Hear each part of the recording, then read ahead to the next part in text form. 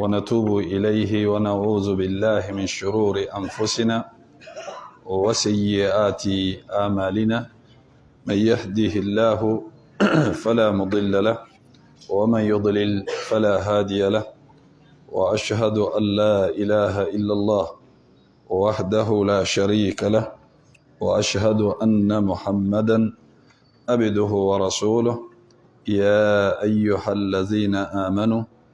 اتقوا الله حق تقاته ولا تموتن إلا وأنتم مسلمون. يا أيها الناس اتقوا ربكم الذي خلقكم من نفس واحدة وخلق منها زوجها وبث منهما رجالا كثيرا ونساء، واتقوا الله الذي تساءلون به والأرحام إن الله كان عليكم رقيبا. يا أيها الذين آمنوا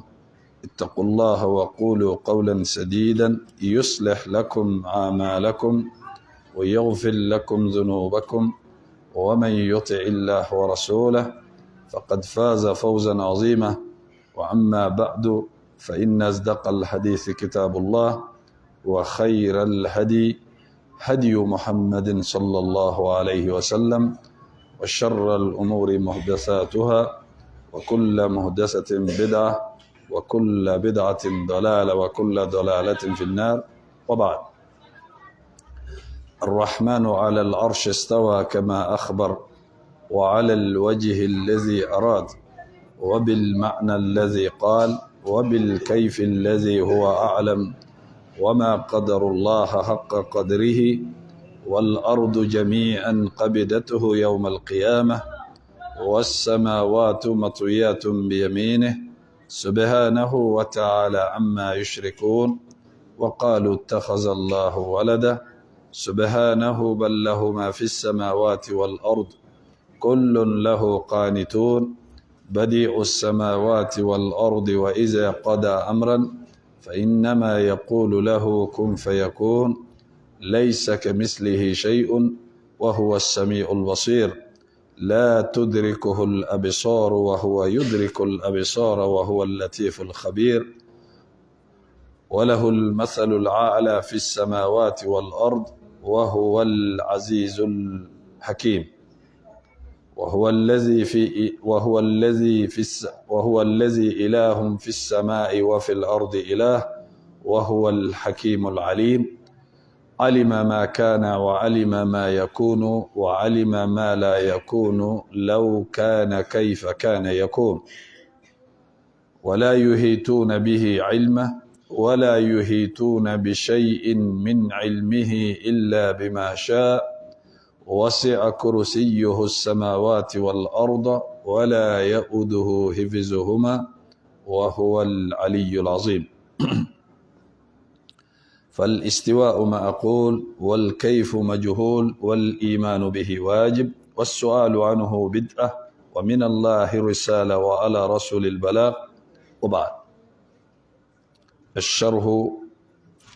كتاب الفرقان لشيخ الإسلام أحمد بن تيمية رحمه الله تعالى. الدرس 30. الحمد لله بالمو بالله سبحانه وتعالى التنو كافو كبركدا كولي نماندو أكا هيرو أنا كنمو أنا كهنو ناكا فسمن دياب بلي باولا أنكا منو فنو كجرين hakiliw ka jagabɔli ma, minnu ka ca nɛɛw ka jateli ani jatelikɛbagaw ni jatelikɛfɛnw ka jateli ma. N bɛ seereya k'a fɔ batomaa tɛ yen min ni tiɲɛ bato ka kan ni masa rahmanu kelen tɛ. Ka seereya k'a fɔ alakira Muhammad sallallahu alaihi wa sallam a ka jɔn do, a ka ciden do, a ye cilakan lase i n'a fɔ a ka kan cogoya min na. Mɛ masa subhanahu wa ta'ala deli kisi ani nɛmɛ ani tanuli ani bonya ani jɔyɔrɔ sankɔrɔtalen a k'o kɛ an ka ciden barikama in ye. Jɔyɔrɔ la ani bonya la a ma deli ka min ɲɔgɔn kɛ danfɛn ye ka kɔ an ɲɛ ana dungew n'a ka sahabaw ani mɔgɔ tugura ka siratigɛ kɔnɔ ni ɲumanya ye fo ka taa se jɔdon ma. An bɛ kitabul furqani sharhu la n'o ye Ibn Taymiyyah rahimahullahu ta'ala a ka kitabu ye. A ye min labɛn faranfasiya i bɛ se k'a dɔn cogo jumɛn na ka bɔ ala mɔgɔw ani sɛtanɛ mɔgɔw ni ɲɔgɔn cɛ. An bɛ walanda 30 na. O donna an kun bɛ faslu min na o de ye k'a fɔ ala ka walijuw tamasiyɛn kɛrɛnkɛrɛnnen tɛ yen min n'u bɛ dɔn n'a ye ni donfini na ani kɛcogo la. O bɛ dɔn ni tamasiyɛn minnu ye o ye ala ye min fɔ a ka kitabu kɔnɔ ani alakira ye minnu fɔ hadisa la sallallahu alaihi wasallam. O bɛ dɔn ni mun ye ala fɛ ni ala y'o kɛ tamasiyɛn n'an bɛ se k'u dɔn n'a ye. Ala y'a ka walijuw a y'u tamasiyɛn kɛ fɛn 2. A ko ala inna awliya allahi la khawfun alayhim wala hum yahzanun allazina amanu wa kanu yattaqun. Walijuw ala ye mankutu 2 de fɔ u la: limaniya ani ala ɲɛ siranya. Bon, karamɔgɔkɛ a ma dibi to a la a ka dɔnta hakɛ la walasa mɔgɔ kana se ka fili ka mɔgɔ dɔ kɛ alamɔgɔ ye ka sɔrɔ a tigilamɔgɔ tɛ alamɔgɔ ye, walasa mɔgɔ kana se ka fili diinɛ la ka tamasiyɛn dɔ ta k'o kɛrɛnkɛrɛn k'o kɛ mɔgɔ ye k'a fɔ ni kɔni ye nin ye o kɔrɔ ko nin tigilamɔgɔ ye nin ye. Diinɛ kɔnɔ o tɛ yen. An filɛ nin ye ka min fɔ fɛn min bɛ maa kɛ waliju ye fɛn 2 dɔrɔn don: limaniya ni ala ɲɛ siranya. N'o tɛmɛna mɔgɔw ka walijuya bɛ bila ɲɔgɔn ta ɲɛ ni aw ka limaniya ni aw ka ala ɲɛ siranya hakɛ de. Ni min ka limaniya ka bon ni ta ye a ka ala ɲɛ siranya ka bon ni ta ye, a tigilamɔgɔ siga foyi t'a la a ka fisa n'i ye ala yɔrɔ hali n'a y'a sɔrɔ i ye cogo ka ɲi ka tɛmɛ a kan, wali n'i ka nafolo ka ca ka tɛmɛ a kan, wali n'a y'a sɔrɔ fɛn b'i kun ka tɛmɛ a kan. Ala fɛ yen nin de ye jate ye. Mais anw adamadenw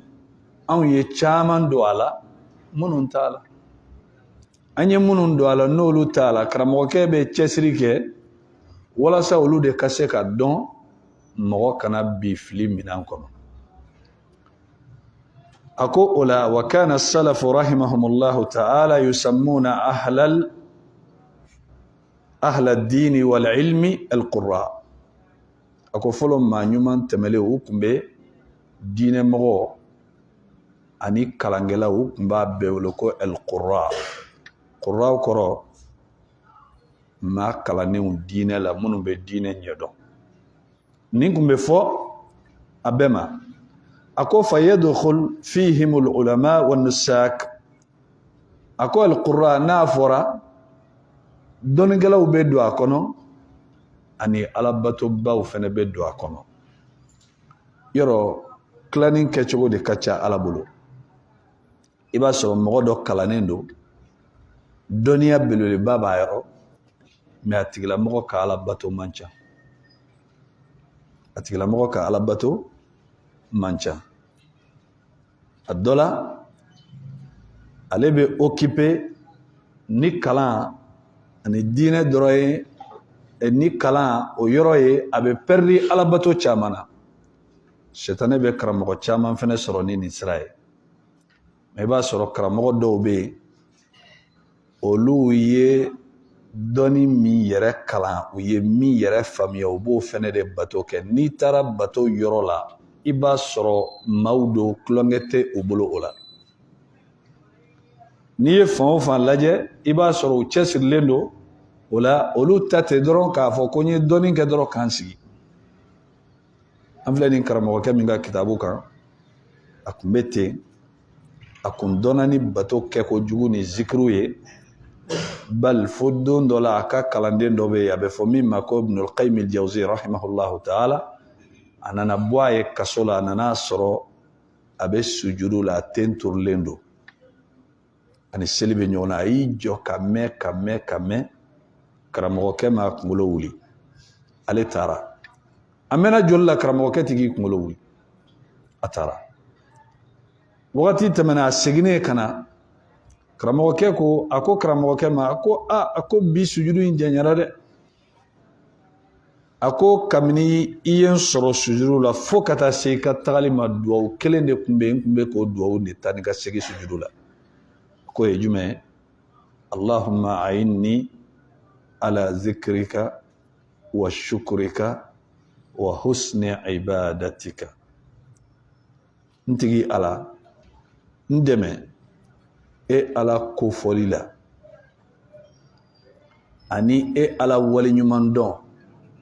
ani e Ala bato cogo ɲuman ni nin duwawu minɛn'i ye i ka diɲɛ ɲɛna i ka lahara ɲɛna kumakan saba de don n'a minɛna i ka diɲɛ dilanna i ka lahara dilanna parce que ni Ala ye mɔgɔ o mɔgɔ kanu a tigilamɔgɔ nɛn tɛ bɔ zikuru la ni Ala ye mɔgɔ o mɔgɔ kanu a bɛ kɛ Ala waleɲuman dɔnbaga ye Ala bɛ hɛrɛ o hɛrɛ k'a ye a tɛ kɔtigɛ ni Ala ye maa min kanu i bɛ bato ɲuman kɛ mais n'i ye bato kɛ n'a ma ɲi i ka wagati tiɲɛna i ka sɛgɛn kɛra fu ye a k'a tun bɛ ka nin duwawu de taa ni ka segin o de la Sheikh Ibn Uthaymin rahimahullahu ta'ala a ko dɔnnikɛla mɔgɔ saba de don ni maaw b'a jate dɔnnikɛlaw ye a y'u tilan ka taa tilan saba kelen pe o de ka ɲi a ko a fɔlɔfɔlɔ alimu dawla o ye jumɛn ye o ye jamanatigiw ani marabagaw ani masakɛw ka karamɔgɔw de ye ni masakɛ wali jamana ɲɛmɔgɔ bɛ fɛ ka fɛn min haramuya n'a ni a haramuyali ni a ka mara bɛ bɛn pour que k'a ka mara ja a bolo a b'o karamɔgɔkɛ in bila a b'o fɛn masina kɛ haramu ye hali n'a y'a sɔrɔ Ala y'a kɛ halala ye a bɛ na ni dalilu kolonw ye k'a kɛ haramu ye wali Ala ye fɛn min haramuya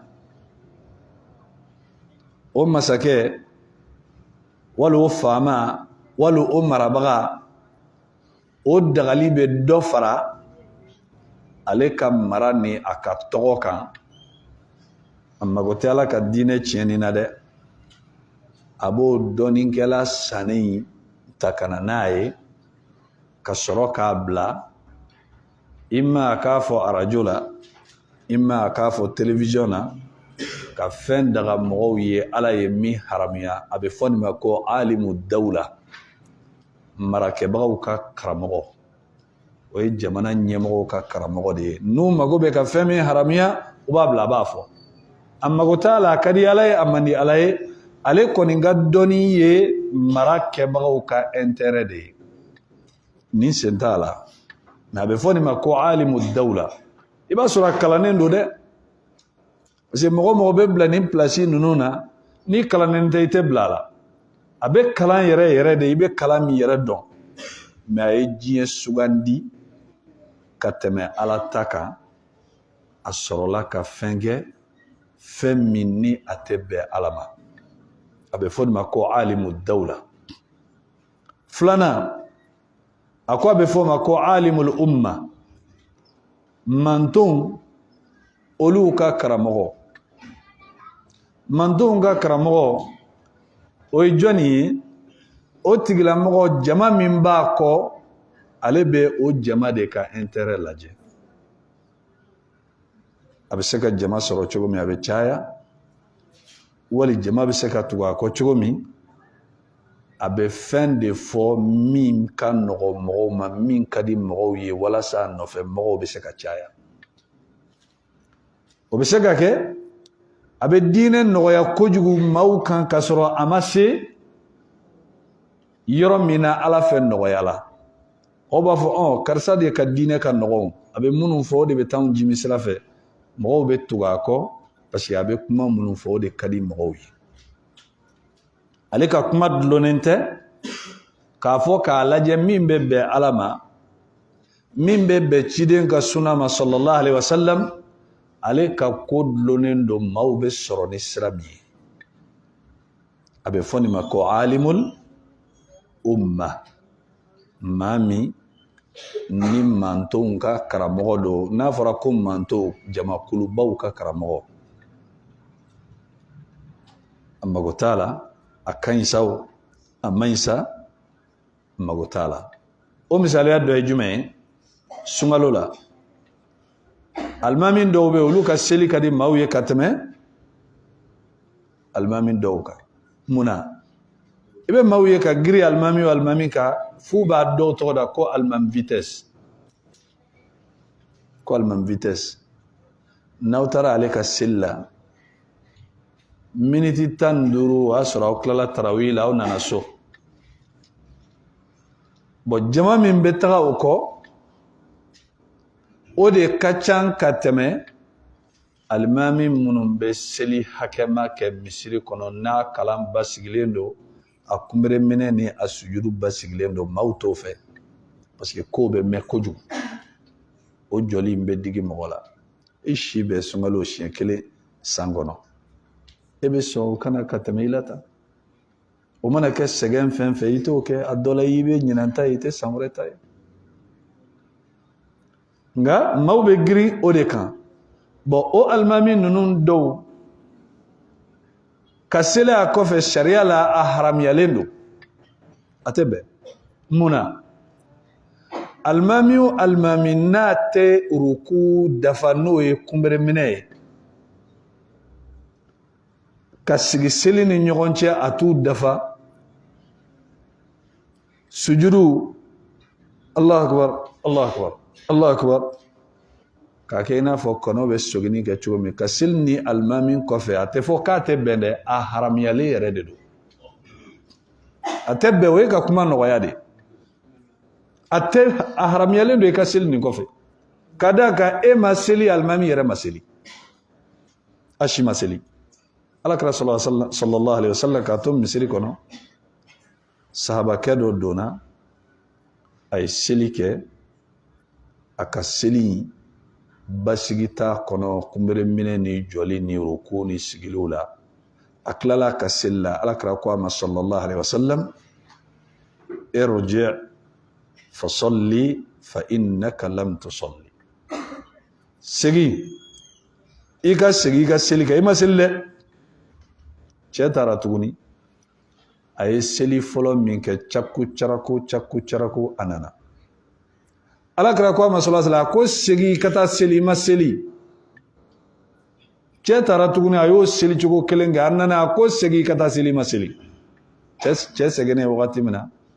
a ko alimni ya Rasulallah, a ko Ala ka ciden, a ko n kalan, n t'a ɲɛ dɔn koyi, n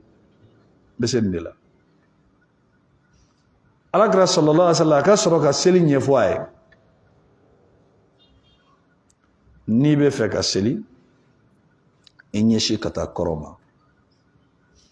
wastaqbil al-qibla waqra ma tayassara ma'aka min al-Qur'an. I ka fɛn kala, fɛn min ka nɔgɔ i ma kuranɛ la, o fɔlɔfɔlɔ ye Fatiha ye, o ka dɔn i bolo. N'i tɛ se hali sura la, Fatiha bɛ wasa kɛ. A ko o kɔfɛ, summa rka' watma'in raki'an. N'i y'i kunbere minɛ, i kunbere minɛ f'i ka basigi hadisa dɔ la, fo i kolow bɛɛ lajɛlen ka segin ka place sɔrɔ yan'o ka kɛ kana wuli dɛ. Summa rfa', o kɔfɛ i k'i yɛrɛ kɔrɔta ka bɔ kunbere minɛ la. N'i yɛrɛ kɔrɔta ka bɔ kunbere minɛ la, wa'tadil raki'an hatta tatma'in. I k'i jɔ, i bɔlen kɔfɛ kunbere minɛ, i k'i jɔ k'i tilen fo kolow bɛɛ ka sigi a place la, i ka basigi sɔrɔ. A tɛ k'a fɔ ko sami Allahu liman hamida, Allahu akbar, seli tiɲɛna. A ko i jɔ fo kolo bɛɛ ka sigi a place la n'o kɛra waati min na wasjud hatta tatma'inna sajida i ka sujudu kɛ n'i ye sujudu kɛ i bɛ sujudu kɛ f'i ka basigi sujudu kɔnɔ n'i ye sujudu fɛnɛ kɛ kana girin ka wuli kolo bɛɛ lajɛlen k'a place sɔrɔ a dɔgɔyalenba subhana rabbiyal a'la a dɔgɔyalenba siɲɛ 2 o tɛ dɛ subhana rabbiyal a'la subhana rabbiyal a'la n'i bɛ se ka dugawu wɛrɛ fara ninnu kan i bɛ dugawu wɛrɛ fara kan sujudu de ye waati min ni jɔn ni ala cɛ ka surun ka tɛmɛ waati bɛɛ kan alakira y'o de fɔ sallallahu alaihi wasallam aqrab ma yakunu al-abdu min rabbih fa huwa sajid waati min ni jɔn ni ala cɛ ka surun ka tɛmɛ waati bɛɛ kan o de ye sujudu wagati ye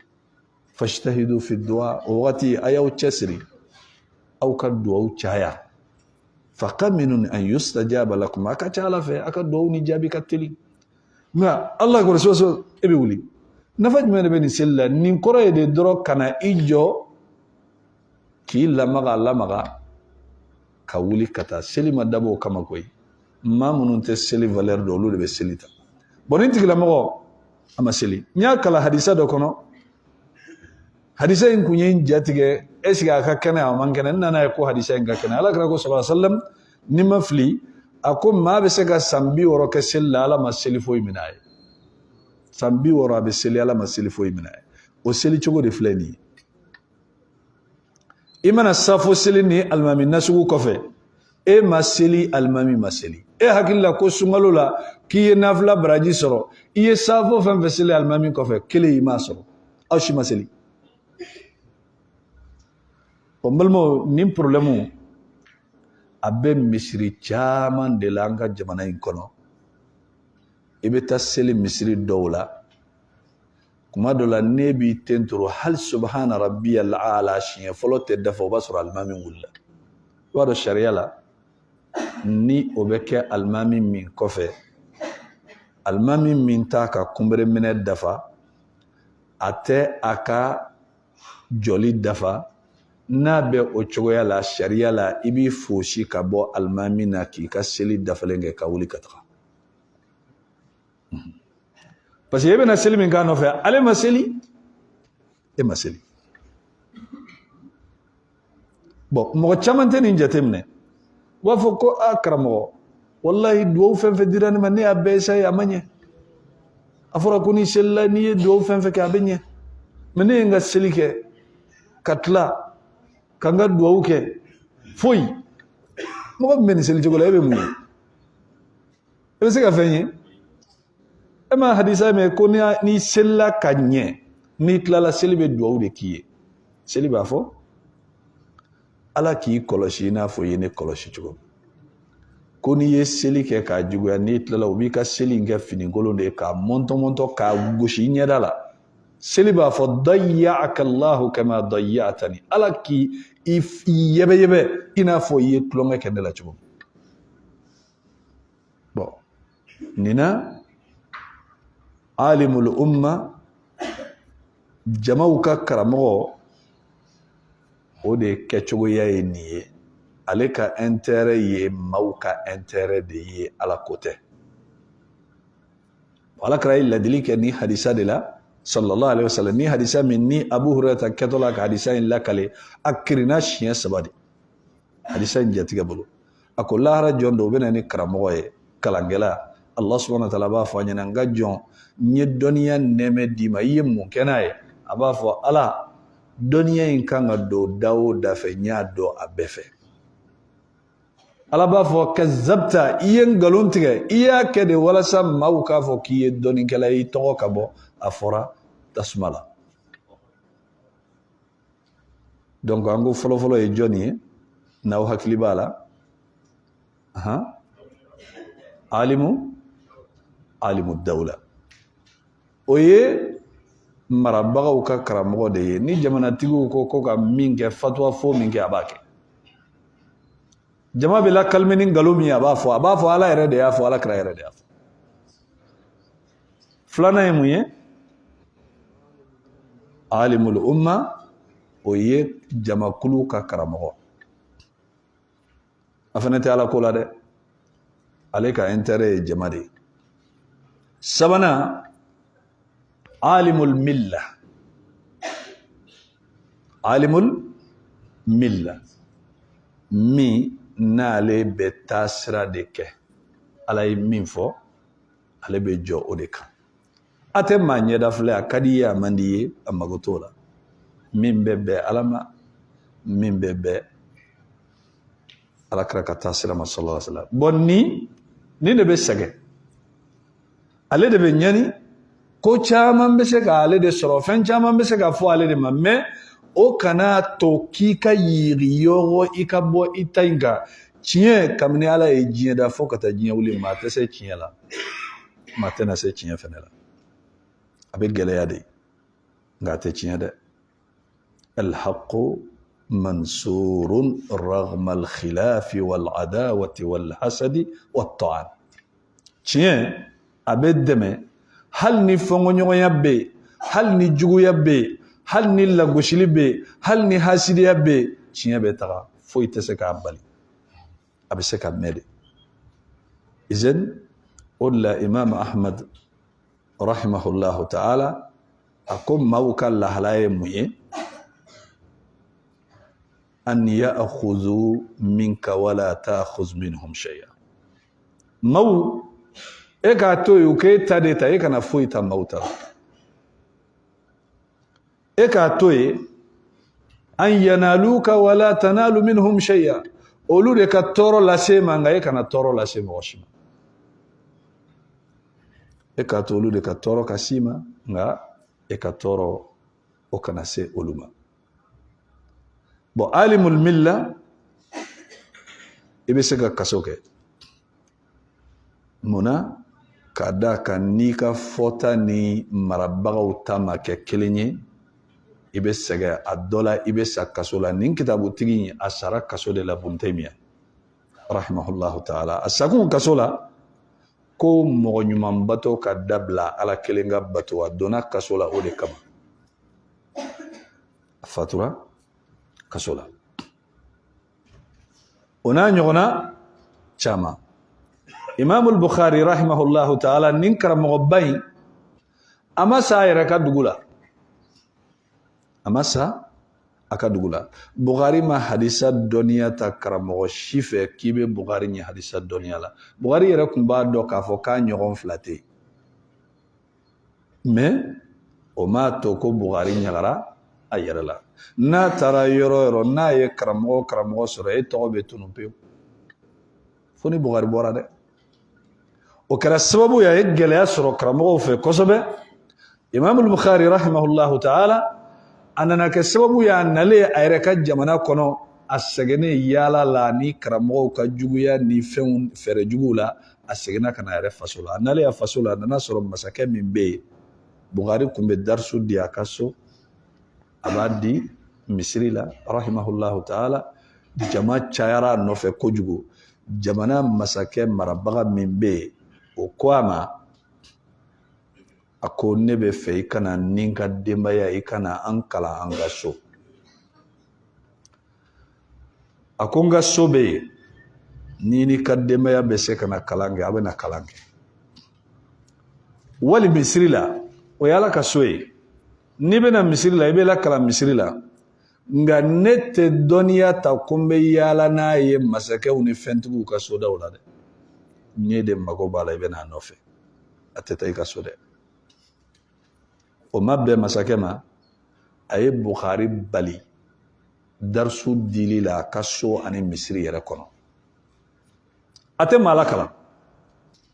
bon gɛlɛya nana juguya Bukhari kan rahimahullahu ta'ala a yɛrɛ faso la dɔ nana nɔfɛ a ko n'u y'i koro yan na an ka taa an bɛ taa ne bi i lajigin an ka dugu la o nana nɔfɛ u ye sira ta Bukhari a ye ala deli a ko ala kow sera yɔrɔ min na tɔɔrɔ bonyara kojugu n fanga dɔgɔyara n tɛ se tuguni juguya bonyara degun bonyara n'a y'a sɔrɔ hɛrɛ bɛ ɲɛ saya la ala i ka ne minɛ o de ka fisa ma dugukolo bɛ san kow bɛ ka taga cogoya min na Buhari bɔra a faso la a ma se o dugu fɛnɛ la o tagatɔ la a sara sira la fali kan Buhari sara a ka dugu a n'o dugu de cɛ a ma se ka sɔrɔ ka jigin Ala y'a ka kalifa minɛ a la mais yani a ka fatu fɔlɔ Alakira sallallahu alayhi wa sallam a ye Alakira ye sogo la Alakira ko a ma alayhi salatu wa salam Buhari na an bɛ t'i kunbɛn a fatulen a kaburu dɔw b'a fɔ tile 40 dɔw b'a fɔ kalo 1 wali kalo 3 Allahu alam kaburu bɔgɔ misko kasa de bɛ ka bɔ a la parfum maa si tɛ parfum bɔyɔrɔ dɔn Ala de b'a kɛ izan alimul milla ka jɔ tiɲɛ kan tawhid wa sunna ka maaw wele ka taa Ala ka sira ma ni tiɲɛ ye i tɛ ɲɛda filɛ i tɛ ɲɛ fila ni ɲɔgɔn cɛ filɛ min bɛ bɛn Ala ma i b'o de fɔ o jara maaw ye o don o ma diya maaw ye o don i bɛ sɛgɛn nka kow laban ka di i la n'i ma diɲɛ sɔrɔ sɔrɔli kun tɛ diɲɛ ye koyi i na lahara kɔni sɔrɔ ka d'a kan laɲini yɛrɛ ye lahara de diɲɛ kɔni tɛ izan o la an bɛ segin ka na a ko ثم حدث بعد ذلك اسم الصوفية والفقراء صوفية أتوننا أو كفة أكو اسم الصوفية هو نسبة إلى لباس الصوف هذا هو الصحيح صوفية أكرو يرى أكو مي يرى يكما يرى سوابا ما مين كان فوتاولا أودي يكو don fini dɔ de bɛ n'a bɛ fɔ o ma ko sufu fini a b'a dɔn a t'a dɔn a ma burusi kɔnɔna kɛ bon n'i ko sufu fini o t'a bamanankan nama ye a bamanankan nama kasa a bɛ kasa dɔn fini ŋɛɲɛmaba de don n'i ma dege a donni na ni kɔni ma dege a la siɲɛ fɔlɔ kɔni n'i y'a dɔn i bɛ si k'i fari siɲɛ de kasafini bon o bɛ don mɔgɔ minnu na o kɔrɔ ko mɔgɔ minnu mago tɛ diɲɛ la sufiya tɔgɔ nacogo filɛ nin ye a sɔrɔla karamɔgɔ minnu na a n'a sɔrɔla alabato minnu na n'u bɛ fɛ k'u tamasiyɛn u bɛ sin k'u tamasiyɛn ko sufi mɔgɔw o kɔrɔ sufi donbagaw nka o kɔfɛ maa wɛrɛw nana don a kɔnɔ minnu ye damatɛmɛw kɛ minnu y'a bɔ a minɛn kɔnɔ ka taa se fo yɔrɔ ma minnu bɛ na ni fɔnkɔɲɔgɔnya ye kuranɛ ka baara ma ani hadisa ma mɛ sufiya yɛrɛ kɔrɔ a nana tan de Ibn Taymiyyah ko a ko nin de ye kuma sawabama ye donc ni fɛn fɛn fɔra dɔw ko ko qila ila safa aw ila safwa aw ila safi almuqaddam bayna yaday Allah ta'ala a ko nin bɛɛ ye kuma lafulen ye dɔw ko safa ayi a ko nin sini arabukan yɛrɛ lakika tɛ bɛn k'a fɔ ko sufiya a taara nin de la sufiya taara fɛn min na a taara don fini de la bon o tɛmɛlen kɔfɛ ako wasara aidan ismul fuqara yani bihi ahlu suluk ko fantanw o tun b'a fɔ fantanw maa minnu ye diinɛ alabatoba belebelebaw ye o tun b'olu de wele ko fantanw sisan maaw nana ɲɔgɔn sama sama yali faama min n'a bɛ ala dɔn alghaniyu shakir aw alfaqiru sabir k'a fɔ ninnu fila jumɛn de bɛ jumɛn ɲɛ jumɛn de titiri ka bɔ ala yɔrɔ fantan min n'a sabalilen don a bɛ ala bato ani waritigi min fɛnɛ n'a bɛ ala bato nka lajarabili min bɛ fantan in kan o ɲɔgɔn t'ale kan ko ninnu fila la jumɛn ka fisa kuma fɛn fɛn bɛ don nin kɔnɔ an bɛ taa sɔrɔ kuranɛ aya ni hadisa a bɛ ninnu jalatigɛ kuranɛ aya ko di Allah subhanahu wa ta'ala ko ya ayyuhan nas inna khalaqnakum min zakarin wa untha وجعلناكم شعوبا وقبائل أكو أو مغو أني أو دا أو لسلي شاني مسو كاوكي بونزون أني كبيلو أني نسر سرو كيكون ورطو لده وكيكون دي لتعارفوا أو كان يغنو أبي يغنو جودي ناسرو كو جامون كو كنتالا جون بيني جون تشادو مغو بيني مغو تشادو مغو شيتيني مغو تشادو نايبا دو كوني بالما كارساي wal nil karsaye kabila kelenye wal nil karsaye bonzon kele na ya jamun fo ni fene jamun fo ote na ya jamun fo ifene jamun fo o de la awba don ka fo ko ambele jelenye kabila kelenye hal na ya soran sigilen to yoro kelena o misalu ya o ejume anga misalu ya ta gindo nigo kiye gindo ye eba do ka fo nin fene gindo ye jumena na ya ajamu fo ifene itafo e jamu ye sako nin fene gale jamu ye sako wali dambele wali kulubali eba do ka surun chogodi na ya jamu fo ni jamu fo kuma la na e baro yere ke ibeta soro obela jelen du kele mawi wala obela jelen kun sigilen do yoro kelena me jama chalen de bejensana bo alako jamun ko ni kabla ko nunu ke ko min bala an gana fili nyogo mali taarafu an ga se ka nyogon don o de ni i jelen do i ka fi ebe bo yan fe nga alama fasamandiya dlonina ako inna akramakum indallahi atqakum ako aw bela ma min gafsa na mo nyogoy ale ala yoro ako ale ala yoro de atqakum ma min basra alanya katma beka inna allaha alimun khabir ako ale ala de bado jonwo jon ibe la halamin ale ala de bodo odla ko hadisala e qur'an ayala wala tuzakku anfusakum aw kana yere saniya de aw kana yere fode aw kana yere place de huwa a'lam biman ittaqa ako ale ala de bado ma min basra ale ala nya kamini iz antum ajinnatun fi butuni ummahatikum ako kamini aw jilama be aw baw kono barala ale ala baw do ka sura ma ka fin donc ibi yere fo joni ala ko yere foyi o boala yere foyi o boala kamini jilama yemi ale ala bado o koro yere fo o dabla kada ka ibi yere fo fendi minti don ala ko nebi do kamni jilama bo yere fo imandinye kada ka ibi yere fo iba soro iti yere don parce que ibi yere fo mo do e kuma do la akekun yemuye ibe fe ka ira la kikaf sanai wali ibe fe ka ira la kibise kola katemaka yere fo chama binani yere titri ira de ebe ni yere fo miye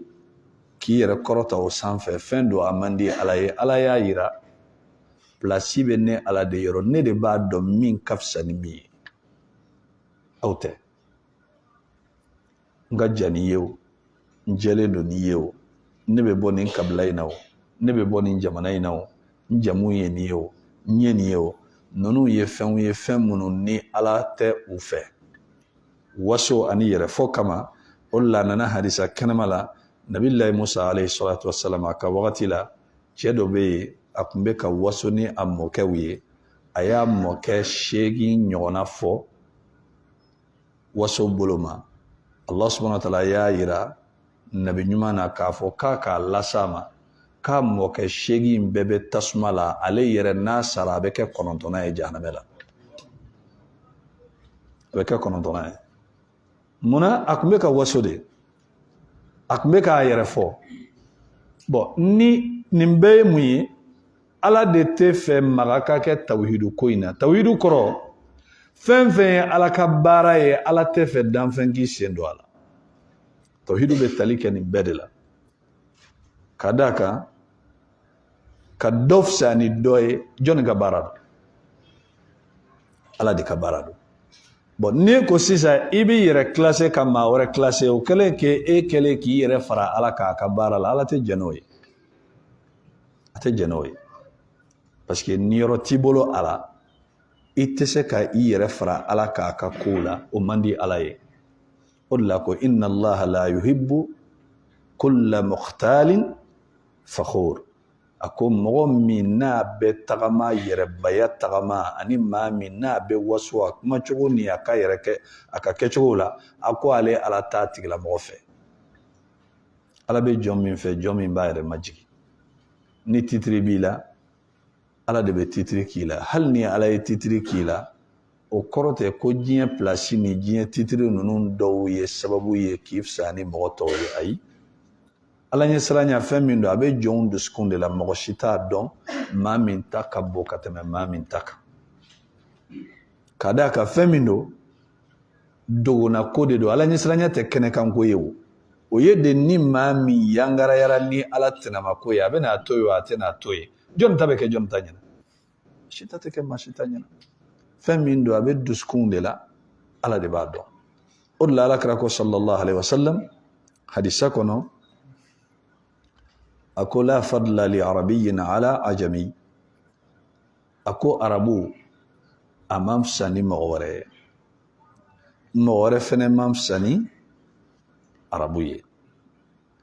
wala li aswad ala abyad maa finma n'o ye farafin ye o man fisa ni farajɛ ye farajɛ fɛnɛ man fisa ni farafin ye illa bi taqwa fo n'a kɛra Ala ɲɛ siranya o de b'aw bila ɲɔgɔn ye kullukum li adam wa adam min turab a ko an bɛɛ bɔra an fa Adama de la Adama yɛrɛ fɛnɛ lasili ye mun ye bɔgɔ o min bɛ mɔgɔw bila ɲɔgɔn ye cɛ fara muso kan denmisɛn fara mɔgɔkɔrɔba kan i yɛrɛ faga yɔrɔ filɛ nin de ye k'i yɛrɛ faga pour que i ka diya maaw ye hakilima t'a kɛ o ayi i bɛ k'i yɛrɛ faga mɔgɔ minnu o t'i dɔn yɛrɛ o t'i dɔn i yɛrɛ faga fu don u bɛ k'i fɛ bi sini u b'i contre la maa min bɛ décision 100 ta tile kɔnɔ k'a yɛlɛma a t'a dɔn a bɛ min kɛ i b'i yɛrɛ faga o k'i kanu nafa jumɛn de b'a ka kanu na foyi i b'i ka baara kɛ adamadenw kosɔn i bɛ tɔnɔ jumɛn sɔrɔ i bɛ se ka tɔnɔ min sɔrɔ fo n'u y'a fɔ nafa t'a la o de la maa mun ye hakilima ye a ka su n'a ka tile a ka ɲinini fɛn bɛɛ ye de bi n bɛ se ka tɛmɛ bɛɛ la cogo di baara jumɛn de bɛ yen n'a ka di Ala ye ni n bɛ se ka diya Ala ye ka tɛmɛ bɛɛ kan place ɲini Ala de fɛ ni Ala y'i classé maa tɛ se k'i bɔ yen dɛ nka ni maaw y'i classé n'i ma k'u sago ye sini u b'i jigin n'u y'a d'i ma ni n'u ma bɛn sini u b'a minɛ i la nka Ala de ɲini ni Ala kɛr'i fɛ diɲɛ y'a ta ye lahara y'a ta ye n'a ko a bɛ fɛn min d'i ma maa tɛ yen min bɛ se k'a bɔsi la n'a ko a bɛ fɛn min kɛ maa tɛ yen min bɛ se k'a bali n'a y'i hakili sigi maa tɛ se k'i hakili wuli n'a y'i kɔlɔsi k'i tanga fɛn tɛ yen min bɛ se ka s'i ma mɛ n'i ko i b'i yɛrɛ faga mɔgɔw de nɔfɛ i b'a sɔrɔ u bɛ min fɔ u da la ni min b'u kɔnɔ kelenw tɛ dɛ i n'a fɔ an b'a fɔ bamanankan na dɔ bɛ yɛlɛ i fɛ i b'a sɔrɔ joli bɛ a ɲin kɔrɔ nin ye kuma kɔrɔma de ye nka laɲini ye fɛn jumɛn ye adamaden ye Ala de ɲini n'i tɛ fɛ i ka nimisa baara la ka na baara kɛ mɔgɔ si kosɔn nin ye kodɔnna dɔ ka kuma ye n'i tɛ fɛ i ka nimisa ko o ko kɛli la i jija kan'a kɛ mɔgɔ kosɔn n'i y'a kɛ mɔgɔw kosɔn walahi i bɛ nimisa dɛ i b'a kɛ Ala de kosɔn o de la i b'i ka cɛsiri bɛɛ lajɛlen kɛ i ka se ka diya Ala de ye baara minnu bɛ mɔgɔ diya Ala ye kuma o kuma n'i diyara Ala ye Ala b'a dɔn a bɛ min kɛ o de la Ibn al-Qayyim al-Jawziyya b'a ka kuma dɔw la rahimahullahu ta'ala a ko kun lillahi kama yuridu yakunu laka fawqa ma turidu a ko e ka kɛ ala ye ala bɛ fɛn min laɲini fɛ e k'o kɛ a ko ala bɛ fɛn k'i ye min b'i ka natata sanfɛ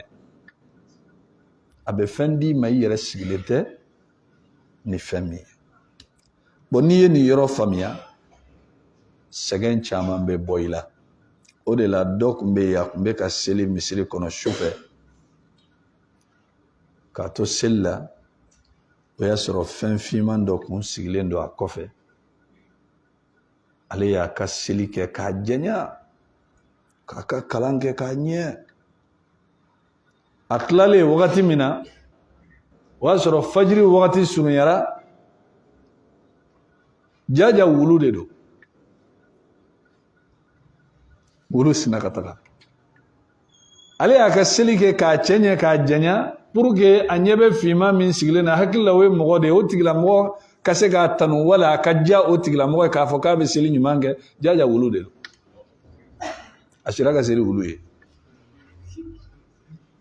ko ninnu bɛ tan dɛ wallahi n'i ye ko ko kɛ mɔgɔw kosɔn i b'a dusukasi minɛ diɲɛ kɔnɔ yanni lahara kana baara kɛ mɔgɔw ye kan'i ka ko dabɔ mɔgɔw kama o de la Abubakar Siddiq radiyallahu ta'ala anhu alakira ye duwawu dɔ fɔ a ye duwawu min b'a kisi yɛrɛ yira ma baaraw la ani ka ko kɛ mɔgɔw kama a ko Allahumma inni a'udhu bika an ushrika bika wa ana a'lam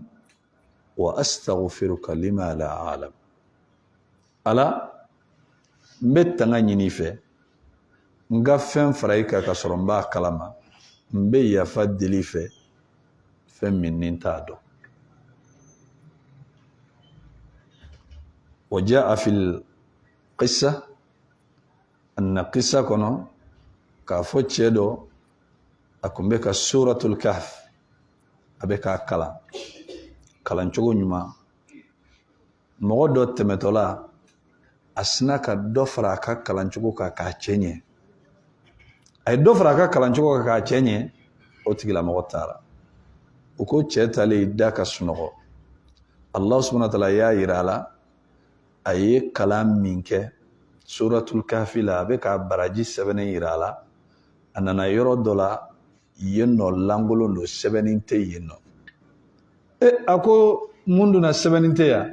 a ko cɛ tɛmɛtɔla y'i kan min kɔrɔta o yɔrɔ ma kɛ ala kama ala ko k'a ta sɛbɛn o ma kɛ ala kama ala ko k'a ta sɛbɛn balimaw ni ala ko wa ma qadarullaha haqqa qadrihi a ko jɔnw u ma ala valeri yɛrɛ di ala ma ni min ka kan zul jalali wal ikram a ko wal ardu jami'an qabidatuhu yawm al qiyamah a ko dugukolo 7 ninnu bɛɛ lajɛlen ale ala ka barunin ko kelen don a bolo kɔnɔ a b'a ta k'a kɔrɔta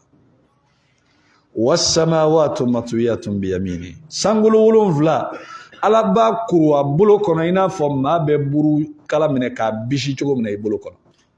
a b'a kɔrɔta sanfɛ a ko subhanahu wa ta'ala amma yushrikun a ko saniya bɛ ale ala ye ale ala kɔrɔtalen don ka bɔ fɛn fɛn bɛ fara ale kan balimaw mɔgɔ ka baara dɔ kɛ min kan ka kɛ ala kosɔn k'a kɛ mɔgɔw ye wallahi ala dɔnbaliya de bɛ mɔgɔ bila a la ala ka bon o ma e bɛ fɛn jumɛn nata i ɲɔgɔnna adamaden lafulen yɔrɔ k'o bɛ se k'o kɛ ye fo baara min kan ka kɛ ala kama f'i b'o kɛ o tigilamɔgɔ ye pour que o ka nisɔndiya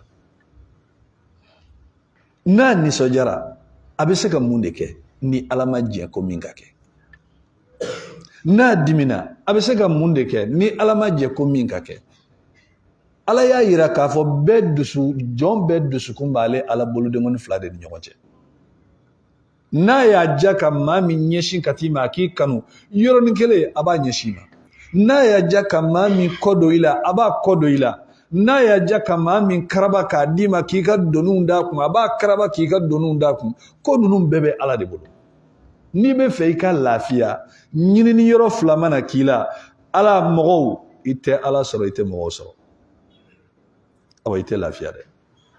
ala ɲini n'i ye ala sɔrɔ maaw ye ala ka minɛnw de ye n'a ye min bila ka si k'a jɔ o bɛ si k'a jɔ a tɛ se k'i sigi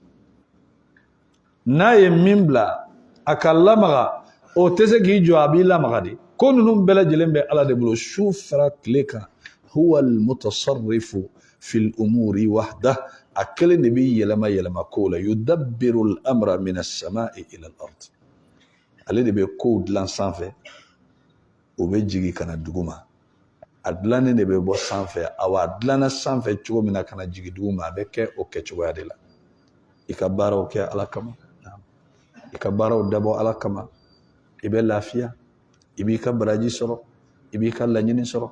mɛ n'i y'a dabɔ mɔgɔ ninnu kama i ni ala tɛ i ni mɔgɔ ninnu tɛ ɲuman tɛna fɔ i ɲɛna i bɛna taa kuma dɔw mɛn i kɔfɛ a dusukasi a bɛ sɔn ka dusukundimi bila i la munna parce que i sigilen kun tɛ ni min ye i bɛna t'o de mɛn i hakili tɛ min na o de bɛna ta kɛ mun de b'i bila o la i y'a kɛ mɔgɔw de kama o de la Allah subhanahu wa ta'ala ye sahabaw tanu n'olu kun bɛ baara kɛ u t'a kɛ mɔgɔ kosɔn u ka baara ɲuman dafalen u bɛ dɛsɛbagatɔ minnu la dumuni n'u ko k'u b'u la nin cɛ ala y'u ka kuma lakale u ko innama nut'imukum liwajhillah anw bɛ aw la dumuni ala dɔrɔn de kosɔn an tɛ fɛn wɛrɛ ɲini aw fɛ la nuridu minkum jazaa an tɛ sara ɲini an ka nin baara kɛta min n'an y'a k'aw ye a ma dabɔ aw kama wala shukura k'a fɔ ko hali ni ce an b'o fana ɲini aw fɛ k'a da k'a kɛ kun tɛ aw ye n'a kɛra ala de kosɔn n'a jara ala ye ka ban a banna la nuridu minkum jazaan wala shukura an b'a Aisha radiyallahu ta'ala anha o de la n'a kun ye maa ci ka taa sarakati di a kun bɛ mun kɛ u ko a kun bɛ wari n'a y'a sɔrɔ wari nɔgɔ b'a la a b'a minɛ k'a nettoyer k'a jɔsi ka parfum k'a la fɔlɔ u y'a ɲininka ko mun na k'a bɛ nin kɛ a ko ale ka sarakati bɛ bi ala de bolo kɔnɔ yanni a ka bi dɛsɛbagatɔ bolo kɔnɔ fɛn min bɛ bi ala bolo kɔnɔ o bɛ minɛ ka saniya ka kasa duman k'a la yanni a ka se fantan bolo kɔnɔ munna parce que u dalen de don a la k'a fɔ ko ninnu bɛ kɛ ala ko de ye a ko a ka baarakɛla ma wala a ka jɔn ma n'i taara n'i ye dili fɛn in d'a tigilamɔgɔ ma n'a ye duwawu o duwawu k'an ye i b'a ka duwawu lasegin a yɛrɛ ma n'a ko ala ka aw sara i b'a fɔ ko ala k'i fɛnɛ sara ala ka caman bila a nɔ la ala ka caman bila a nɔ la i fɛnɛ ye o kɔrɔ an b'a Aisha k'ale ye baara min kɛ i bɛ a ka duwawu in kana kɛ sara ye an ma i b'a ka duwawu ɲɔgɔnna segin a ma walasa baara in ka to ala ye est-ce que kuma in faamuyara parce que a tɛ fɛ fɛn wɛrɛ de nin ka don a la a ye ɲuman min kɛ a y'a dabɔ ala de kama n'u ko k'u ni ce a b'a fɔ dɛsɛbagatɔ yɛrɛ ma i fɛnɛ ni ce ala k'i sara hɔn ala k'i yɛrɛ sara munna toujours baara in ka to ala kama fɛn wɛrɛ kana don a la ala ka faamuya d'an ma subhanaka allahumma wa bihamdika ashhadu an la ilaha illa anta astaghfiruka wa atubu ilayk wa sallallahu ala nabiyyina muhammad wa ala alihi wa sahbihi wa sallama tasliman kathira wa akhiru da'wana alhamdulillahi rabbil alamin